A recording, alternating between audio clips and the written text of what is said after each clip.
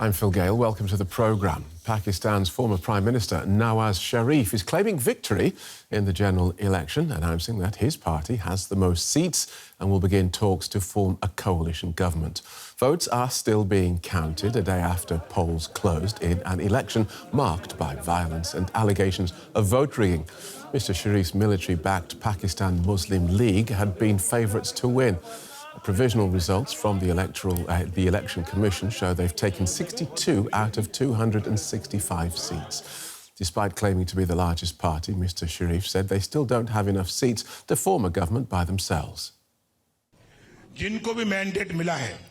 From the bottom of our hearts, we respect the mandate of everyone, whether from other parties or independent candidates.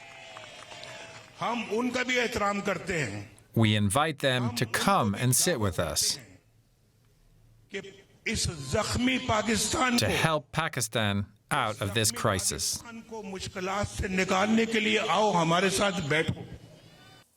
Pakistani voters have expressed frustration with the unusual delay in the vote counting, with some even casting doubt over the integrity of the election.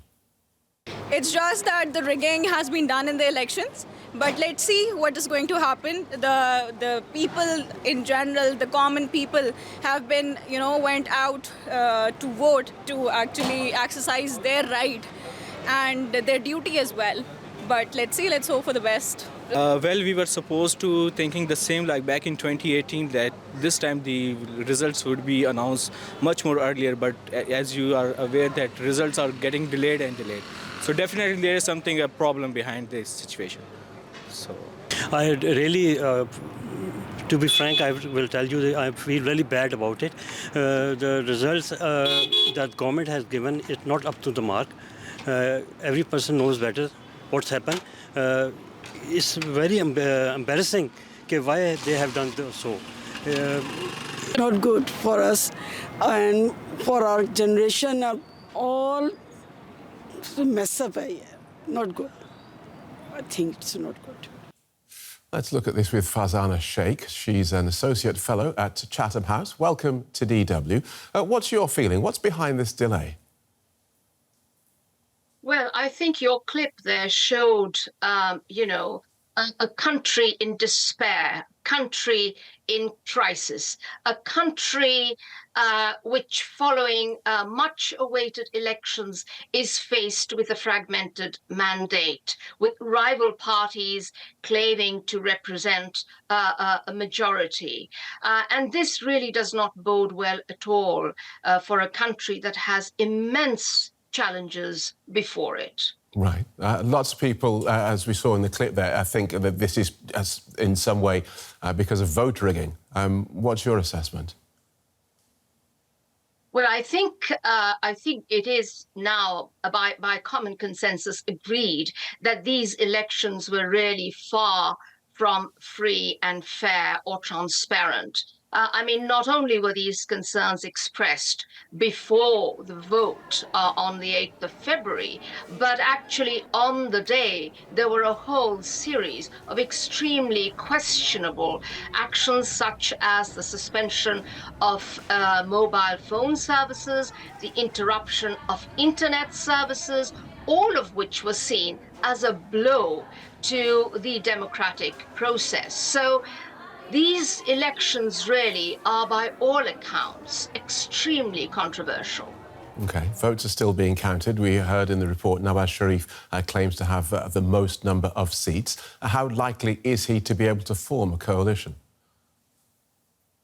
Well, we do know that Mr. Sharif is supported implicitly by the military establishment and the intelligence services, who were said to have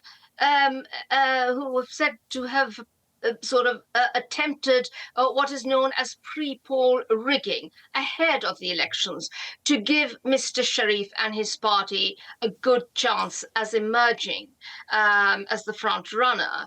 But these plans clearly have gone very badly wrong.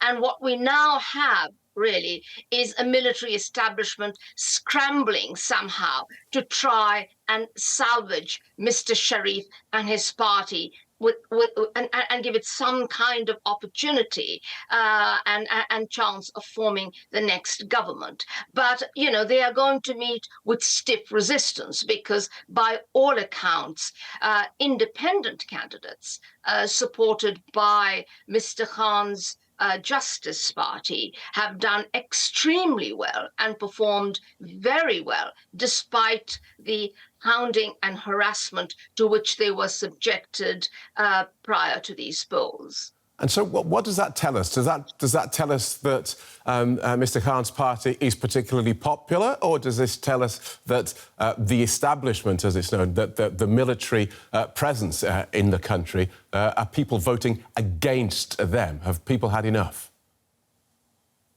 Well, I think that's a very good question. I think it needs to be said that Mr. Khan, who is, of course, as we know, incarcerated at this moment and in prison, was hugely popular. I mean, he enjoys an almost cult-like following in Pakistan. Everything centered on Mr. Khan's personality. So I think that needs to be squarely recognized. At the same time, I think we also need to emphasize that, you know, the 128 registered voters in Pakistan are absolutely fed up with decades of engineering and manipulation by a military-led establishment. And this was really, I think, as much, an attempt to give them a bloody nose as it was to indicate their support for Mr. Khan and his party. Thank you so much for joining us, Farzana Shaikh from Chatham House.